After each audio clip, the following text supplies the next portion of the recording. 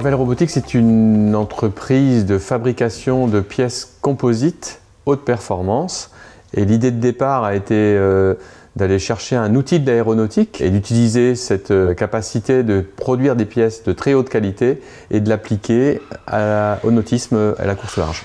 L'entreprise est forte de 28 collaborateurs et on va gaiement vers les 3 millions d'euros de chiffre d'affaires en 2022. Nous sommes en prospection vers l'aéronautique car nous avons tous les outils de l'aéronautique avec les robots de placement de fibres et notre autoclave, et nous visons les nouveaux projets d'aviation décarbonée, notamment la partie avion électrique ou avion avec propulsion à hydrogène.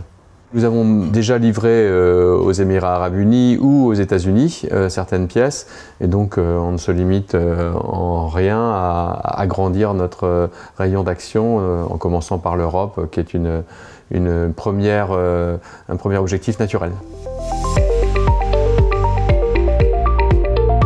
Havel fabrique des pièces composites soumises à des fortes contraintes. On fabrique notamment des foils, qui sont les pièces qui prennent toute la charge des bateaux. Et on fabrique aussi d'autres pièces comme des structures de mâts pour les futurs cargos à voile. La spécificité d'Havel, c'est de participer aux définitions avec les clients, de concevoir les pièces de point de vue numérique, de la phase de conception jusqu'à la programmation et la fabrication par le robot, et d'aller jusqu'à suivre le cycle de vie des pièces.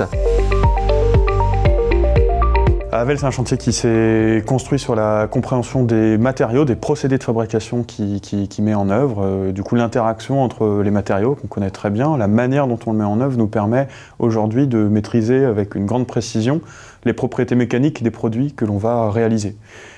Cette compréhension de nos procédés de mise en œuvre s'accompagne par tout l'ensemble de la chaîne numérique. Ce qu'on est capable de faire aujourd'hui en tant que chantier, c'est de faire des propositions de méthodes de fabrication. Comment est-ce qu'on peut réussir à développer, à assembler différentes briques technologiques pour pouvoir atteindre une application spécifique? À nous, dans notre démarche très scientifique, très cartésienne, de prouver en fait la fiabilité, la durabilité des solutions qu'on propose. C'est que sur ce procédé-là, aujourd'hui, on consomme 3 fois moins de matière que nos concurrents pour des produits d'une qualité qui est équivalente ou supérieure. Si on accompagne la production d'outils de simulation, de compréhension, de caractérisation des matériaux et des procédés qu'on utilise, on est capable, une fois que la pièce sort de nos ateliers, de donner le coefficient de sécurité réel que cette pièce a. C'est ça qu'on entend dans le fait de faire Havel du composite 4D, c'est-à-dire aussi de maîtriser la durée de vie, la fiabilité et la performance des pièces telles qu'on les produit.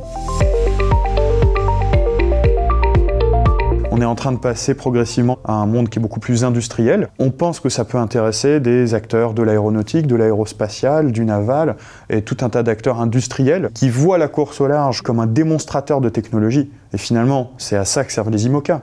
Ils nous montrent qu'on est capable de se dépasser dans la manière dont on maîtrise les technologies. L'objectif, c'est de tirer parti de ce qu'on apprend dans ce secteur-là pour le transférer vers d'autres secteurs.